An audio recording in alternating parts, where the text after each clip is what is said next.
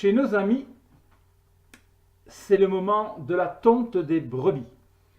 Nous nous sommes donc rendus chez eux et nous avons assisté à donc cette fameuse tonte effectuée par des tondeurs professionnels qui ne font que ça. Et cette petite vidéo va être en tout cas en partie consacrée à vous montrer un peu comment ce travail se déroule au sein d'une exploitation agricole où nos amis travaillent de manière certes conventionnelle, mais malgré tout où la production donc de viande qu'ils font sur leur élevage, donc de brebis caussonardes, est fait en partie sur des parcelles de terre où ils sèment leurs céréales et où ils sèment donc ces céréales en semi-direct sans travail du sol. Donc vous voyez ici le travail effectué par le ramasseur de brebis, les deux tondeurs, la personne chargée de ramasser la laine et le jeune homme à l'intérieur du panier qui donc va tasser cette laine. Voilà, vous avez vu la rapidité avec laquelle les tondeurs effectuent cette tâche qui pourtant est très harassante. L'un des deux tondeurs n'est plus tout jeune, il a 62 ans je crois, et il s'attelle toujours donc à ce dur labeur. Voilà, vous voyez l'attrapeur avec son crochet qui donc est chargé d'attraper la brebis et de l'amener au tondeur. La tâche n'a pas l'air effectivement trop difficile, mais lorsqu'on s'applique à travailler comme ça pendant plusieurs heures, moi je peux vous dire que c'est pas évident du tout. Voilà, nous allons les laisser travailler. Et ensuite vous allez voir notre ami le fermier qui va aller chercher les béliers. Il va aller chercher les béliers pour effectuer également la tonte de ceux-ci. Voilà, là je vais laisser la place donc à l'image. Vous allez voir l'intégralité de la tonte de la brebis.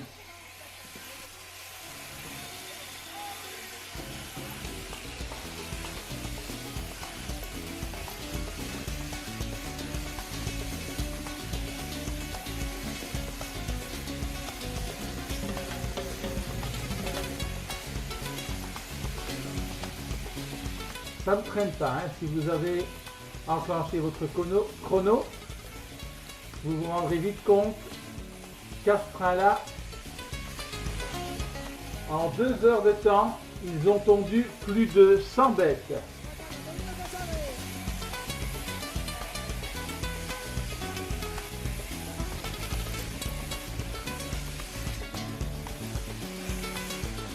Ne craignez rien, il ne leur fait aucun mal à ces brebis, hein. Elles ont l'habitude.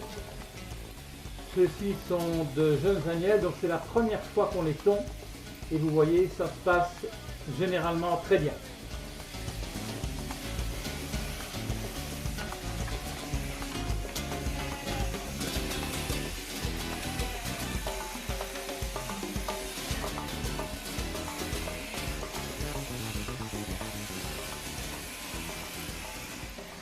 La laine est donc enlevée, il va être transporté au fin d'être revendu dans les différents circuits où il est encore travaillé la laine. Il semblerait que dans la construction à venir, cette laine va servir à faire des panneaux isolants.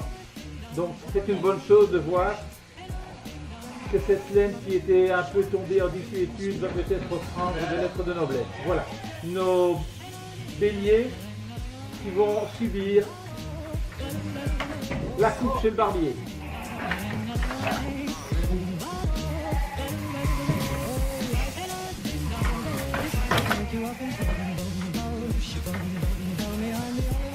Pas évident, hein? Et voilà, chopé.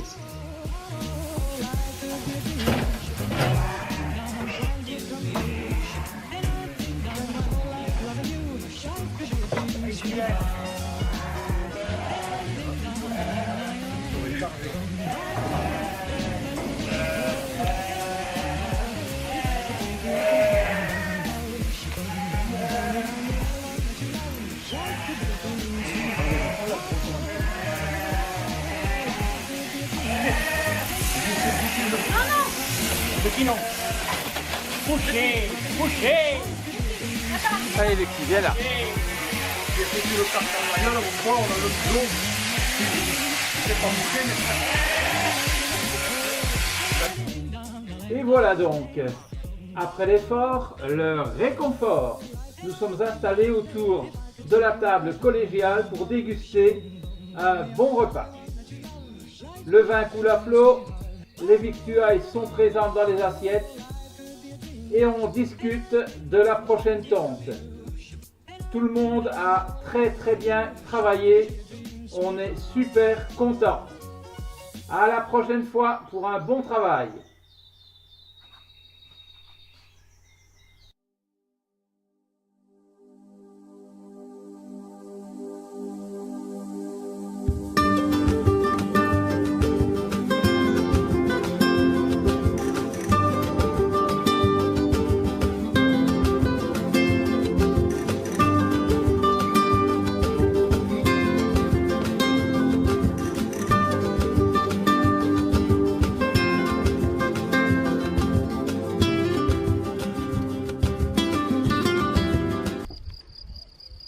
Vendredi 21 mai, c'est le 3e jour que nous essuyons de violents orages portant des pics d'hygrométrie à respectivement 12, 15 et 8 mm.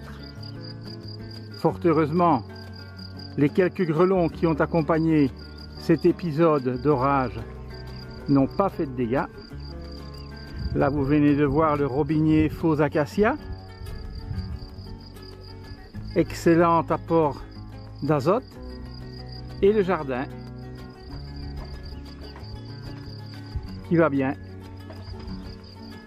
Les pommes de terre qui poussent bien.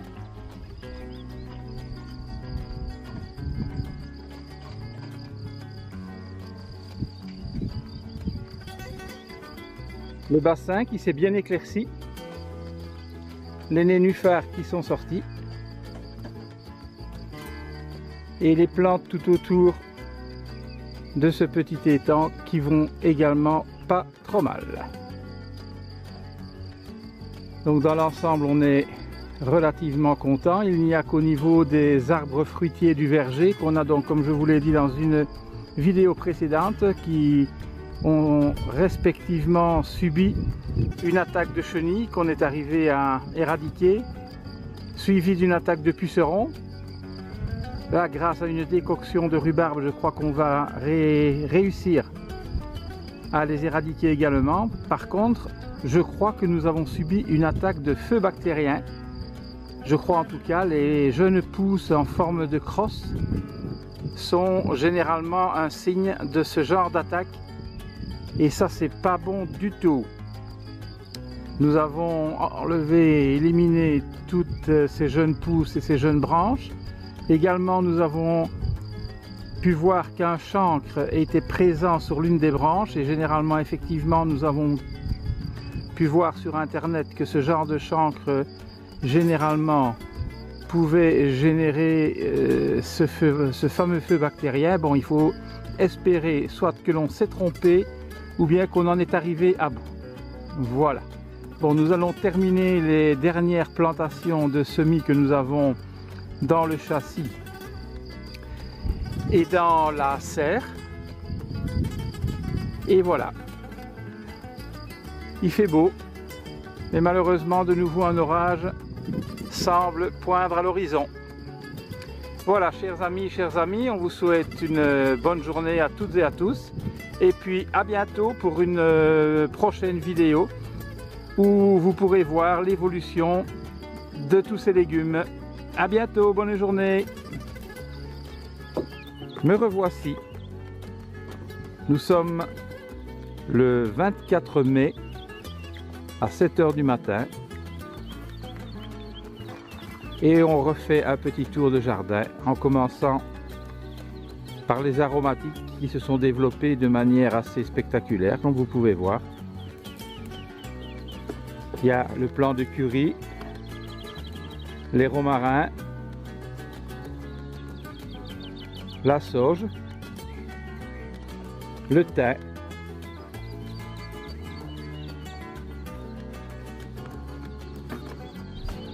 Le Reine-Claude doré, avec une fructification, comme on avait pu voir déjà lors d'une précédente vidéo, assez intéressante. C'est un arbre qui a été planté il y a 2 ans. Donc voilà, c'est bien. Allez, petit tour au jardin. Les pommes de terre, derrière lesquelles on a terminé de planter les derniers légumes qui restaient à planter dans la serre.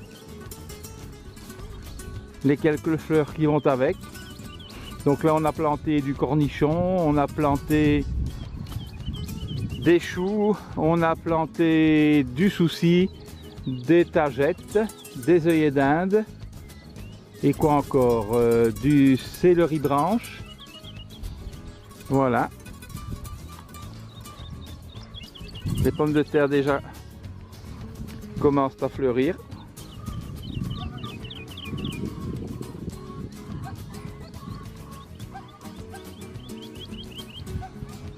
Allez, on continue. On est un peu embêté sur le châssis ici par le topin. On a perdu quelques salades. Mais bon. Effectivement, tout le monde doit manger, mais il ne faut pas exagérer non plus. Hein.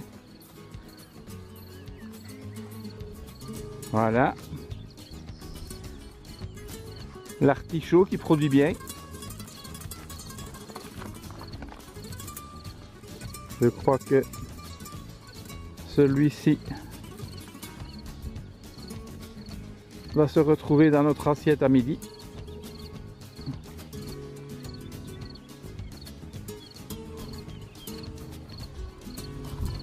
On continue. Alors le panachage de salade, haricots, cornichons, les carottes. On croyait effectivement que ça n'allait absolument rien donner. Et puis, au miracle, il y en a quelques-unes qui sont sorties. Et comme vous pouvez voir, il y aura pas besoin de les éclaircir. Les chouquelles qui vont bien. Les haricots sont bien sortis également.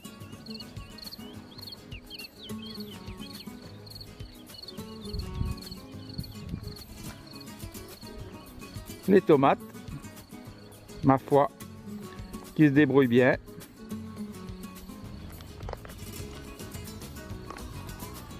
Les petits pois au pied des tomates qui commencent à fleurir.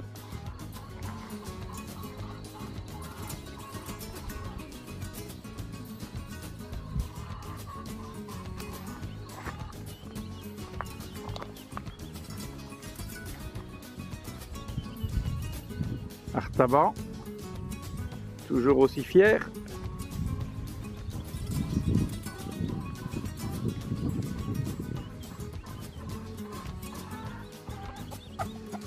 Allez, on continue. Les patates toujours. Là, je crois que nous allons avoir une bonne production cette année. L'année dernière, c'était déjà pas mal, mais bon, c'était notre tout premier essai de pommes de terre déposées directement donc sur la terre et recouvertes de foin. Apparemment, le sol s'est enrichi cette année. Et le résultat, en tout cas, de ce qui est visible, c'est pas mal. Voilà, petit panoramique. Là, les choux rouges, du céleri, des panais, la facélie qui s'est semée spontanément, le petit abricotier, au pied de l'arbre de Judée.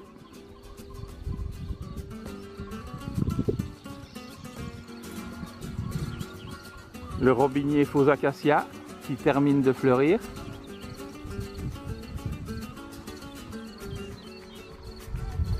Là on a une petite butte de pommes de terre rate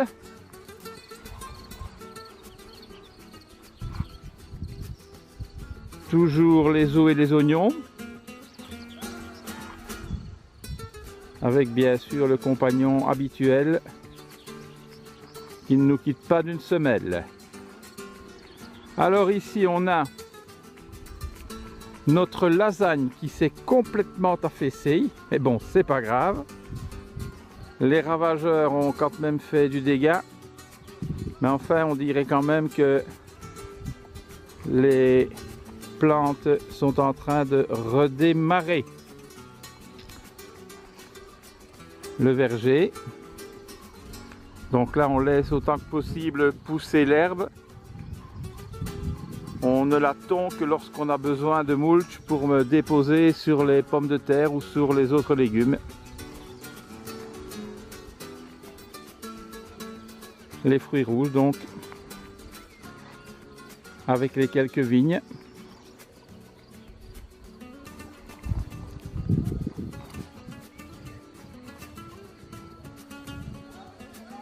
Les fèves, pas mal non plus, ça fleurit.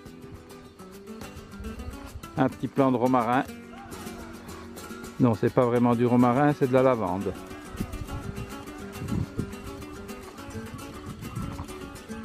Et voilà. Allez, nous allons cette fois-ci terminer sur la vue d'ensemble de ce mirabellier et du jardin. Voilà, chers amis, on vous souhaite une bonne journée ensoleillée et à très bientôt pour une nouvelle vidéo.